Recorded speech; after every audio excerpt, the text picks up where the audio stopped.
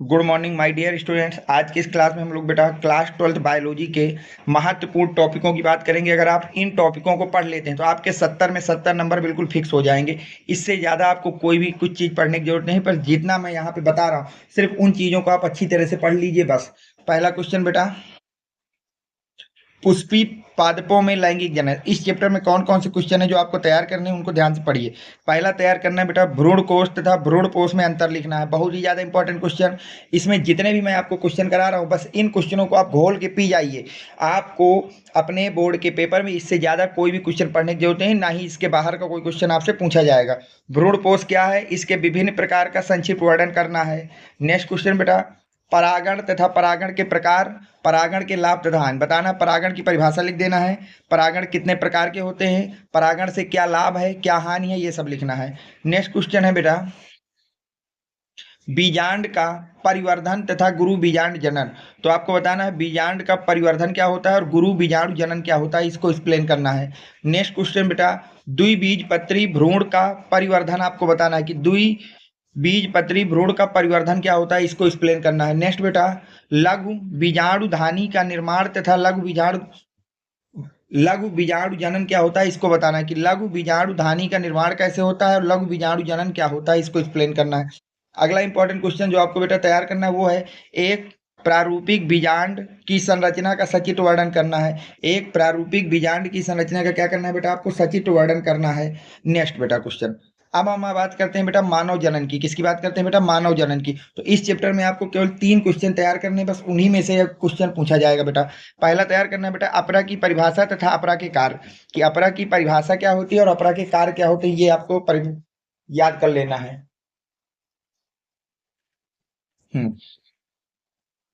अगला याद करना है बेटा युग्मक जनन क्या है। नामांकित चित्र की सहायता से मानव में शुक्र जनन की प्रक्रिया का वर्णन कीजिए। तो युग्मक जनन क्या है, नामांकित चित्र की सहायता से मानव में शुक्र जनन की प्रक्रिया का वर्णन करना है। नेक्स्ट बेटा, मानव में अंडाणु जनन की प्रक्रिया का सचित्र वर्णन करना है, कि मानव में जो अंडाणु जनन होता है उसकी प्रक्रिया का सचित्र वर्णन करना है। अब हम चलते हैं नेक्स्ट चैप्टर में। अगला चैप्टर है बेटा आपके पास प्रौद्योगिकी एवं उसके उपयोग। प्रौद्योगिकी एवं उसके उपयोग। तो देखिए जैव प्रौद्योगिकी एवं उसके उपयोग में कौन कौन से क्वेश्चन है जो आपको तैयार करने हैं। पहला क्वेश्चन जो आपको तैयार करना है वो है बेटा जैव प्रौद्योगिकी के कृषि क्षेत्र में उपयोग लिखना है, कि जैव जो प्रौद्योगिकी है इसका कृषि क्षेत्र में क्या उपयोग है बेटा। क्वेश्चन बैंक खोल लीजिए या जो आपने नोट्स बनाई है उसको खोल लीजिए, बस आप टिक मारते जाइए और ये टॉपिक अच्छी तरह से तैयार कर लीजिए। बस आपके 70 में 70 नंबर बिल्कुल फिक्स हैं। नेक्स्ट क्वेश्चन बेटा, बीटी कपास पर टिप्पणी लिखिए। बीटी कपास क्या है, इस पर आपको टिप्पणी लिखना है। नेक्स्ट क्वेश्चन बेटा, बायोपायरेसी पर उदाहरण सहित टिप्पणी लिखना है। बायोपायरेसी पर आपको उदाहरण सहित क्या लिखना है बेटा, टिप्पणी लिखना है। नेक्स्ट क्वेश्चन जो आपको तैयार करना है वो है जैव प्रौद्योगिकी का मानव स्वास्थ्य क्षेत्र में अनुप्रयोग लिखना है, कि जैव प्रौद्योगिकी का मानव स्वास्थ्य क्षेत्र में क्या अनुप्रयोग है उसको एक्सप्लेन करना है। नेक्स्ट जो आपको तैयार करना है बेटा वो है पुनः संयोजक डीएनए प्रौद्योगिकी क्या है। अनुवांशिक अभियांत्रिकी के मानव हित में 4 अनुप्रयोग लिखना है। आपको बताना है बेटा कि पुनर्संयोजक डीएनए प्रौद्योगिकी क्या होती है। अनुवांशिक अभियांत्रिकी के मानव हित में 4 अनुप्रयोग भी इसके लिखना है। नेक्स्ट है बेटा मानव इंसुलिन पर टिप्पणी लिखिए। मानव इंसुलिन पर आपको क्या लिखना है बेटा, टिप्पणी लिखना है। अगले क्वेश्चन की अगर मैं बात करूं तो अगला चैप्टर है आपके पास बेटा जैव विविधता एवं संरक्षण। जैव विविधता एवं संरक्षण। देखिए इस चैप्टर में आपको कौन कौन सी चीजें पढ़ना है। सबसे पहले आपको पढ़ना है IUCN तथा WWF का पूरा नाम लिखना। अगला जो आपको इसमें तैयार करना है वो बेटा संकटग्रस्त वन्य प्राणियों से आप क्या समझते हैं, संक्षेप में वर्णन कीजिए, कि जो संकटग्रस्त वन्य प्राणी हैं उनसे आप क्या समझ रहे हैं, उनका वर्णन करना है। नेक्स्ट जो आपको तैयार करना है बेटा यहाँ पर तप्त स्थल पर टिप्पणी कीजिए। जो तप्त स्थल होता है उसमें टिप्पणी करना है बेटा। अगली चीज जो आपको यहाँ पे तैयार करना है वो है जैव विविधता को परिभाषा लिखिए। जैव विविधता की क्या परिभाषा होती है उसको आपको लिखना है। चलते हैं बेटा नेक्स्ट चैप्टर में। अब अगर हम अगले चैप्टर की बात करें बेटा आपसे तो इस चैप्टर का नाम है वंशागति तथा विविधता के सिद्धांत। वंशागति तथा विविधता के सिद्धांत। तो इसमें देखिए बेटा आपको क्या क्या पढ़ना है। डाउन सिंड्रोम क्या है, इस पर टिप्पणी लिखना है, कि डाउन सिंड्रोम क्या है, इस पर आपको टिप्पणी लिखना है। नेक्स्ट क्वेश्चन बेटा जीन रूप तथा दृश्य रूप लक्षण पर टिप्पणी लिखना है। जीन रूप तथा दृश्य रूप लक्षण पर भी आपको टिप्पणी लिखना है। नेक्स्ट, क्रॉसिंग ओवर क्या है, इसको पढ़ लेना बेटा। क्रॉसिंग ओवर किसे कहते हैं, ये क्या है, इसको पढ़ लेना, बहुत ही ज्यादा इंपॉर्टेंट क्वेश्चन है। नेक्स्ट बेटा, सह प्रभाविता पर टिप्पणी लिखिए। सह प्रभाविता क्या है, इस पर आपको टिप्पणी लिखना है, इसको तैयार कर लीजिएगा बेटा।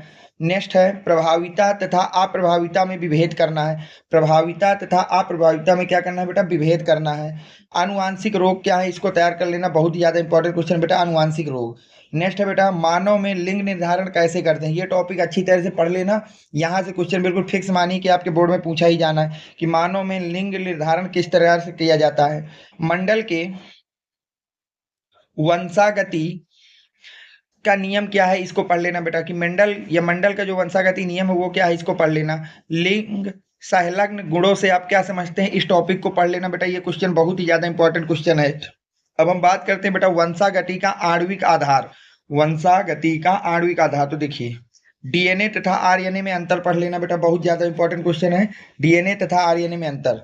नेक्स्ट बेटा, डीएनए की अंगुली छापी क्या है, इसकी उपयोगिता पर प्रकाश डालिए कि डीएनए की अंगुली छापी क्या है और इसकी उपयोगिता पर आपको प्रकाश डालना है।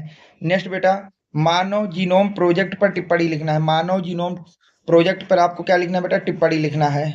नेक्स्ट क्वेश्चन बेटा, डीएनए की संरचना के वाटसन एवं क्रिक मॉडल को उपर्युक्त चित्र बनाकर समझाइए तथा इसके कार्य का वर्णन कीजिए कि डीएनए की संरचना पे वाटसन और क्रिक का जो मॉडल है उसको चित्र बना के आपको समझाना है तथा इसके कार्य का वर्णन करना है। अगला बेटा, कार्य के आधार पर, अब देखिए वर्णन कीजिए। अब इसके बाद बेटा, कार्य के आधार पर आरएनए कितने प्रकार के होते हैं वर्णन करना है कि कार्य के आधार पर आरएनए कितने प्रकार के होते हैं, इसका वर्णन करना है। नेक्स्ट क्वेश्चन बेटा, अनुलेखन पर विस्तृत टिप्पणी लिख कीजिए।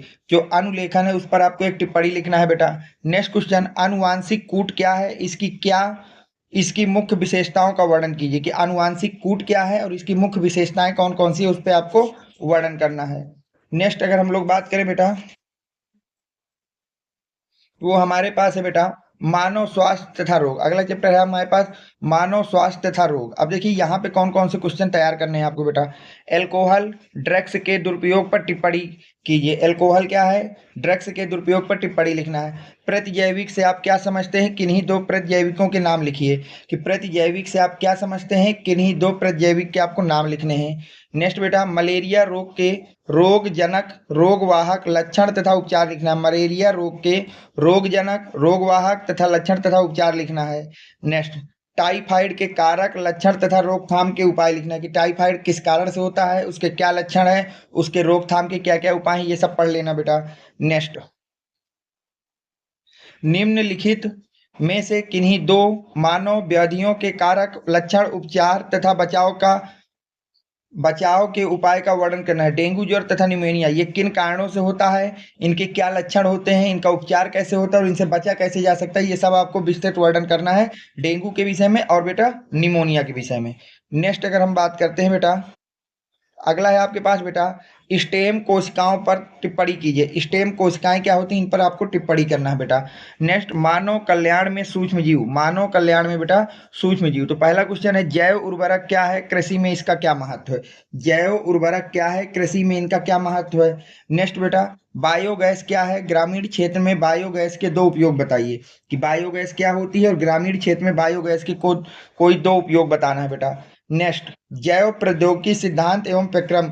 अगर मैं इस चैप्टर में बात करूं तो क्या क्या पढ़ना है, डीएनए लाइगेज पर संक्षिप्त टिप्पणी कीजिए, पीसीआर पर टिप्पणी कीजिए, प्लाज्मिडम वेक्टर पर टिप्पणी कीजिए। बस इतने क्वेश्चन आपको तैयार कर लेना है बेटा बायो में। इसके अलावा बायो में आपको कुछ भी पढ़ने की जरूरत नहीं है और ना ही इसके बाहर से आपसे कुछ पूछा जाएगा बेटा। कुछ और क्वेश्चन जो आपको अच्छी तरह से तैयार कर लेने हैं उनको ध्यान से टिक करिए बेटा। खाद एवं उर्वरक में अंतर, जीवाणुओं के विभिन्न क्षेत्रों में उपयोग को लिखिए, विभिन्न क्षेत्रों में कवकों की उपयोगिता को समझाइए, जैविक ऑक्सीजन मांग किसे कहते हैं, ये वाला क्वेश्चन पढ़ लेना बेटा। नेक्स्ट, जैव उर्वरक किस प्रकार मृदा की उर्वरता को बढ़ाते हैं, बायोगैस का नामांकित चित्र बनाकर वर्णन करना है कि बायोगैस का नामांकित चित्र क्या होगा, उसको वर्णन करिए। जैव पीड़कनाशी क्या है, जैव शाकनाशी तथा जैव कीटनाशी को समझाना है कि जो जैव पीड़कनाशी क्या होता है और जैव शाकनाशी एवं जैव कीटनाशी को समझा देना है। नेक्स्ट, घरेलू उत्पाद में सूक्ष्म जीवों की भूमिका को समझाना है और प्रतिजैविक क्या है, इसके मुख्य गुण तथा उपयोग तक बताना। बस इतने क्वेश्चन आप अच्छी तरह से तैयार कर लीजिए बेटा। इससे बाहर कोई भी क्वेश्चन आपसे बोर्ड में नहीं पूछा जाएगा। बस इतने आप तैयार करिए, आपके 70 में 70 नंबर बिल्कुल फिक्स हैं। उम्मीद करता हूं कि ये वीडियो आपको पसंद आया होगा, तो वीडियो को ज़्यादा से ज़्यादा शेयर करें। Thanks for watching, next video coming soon.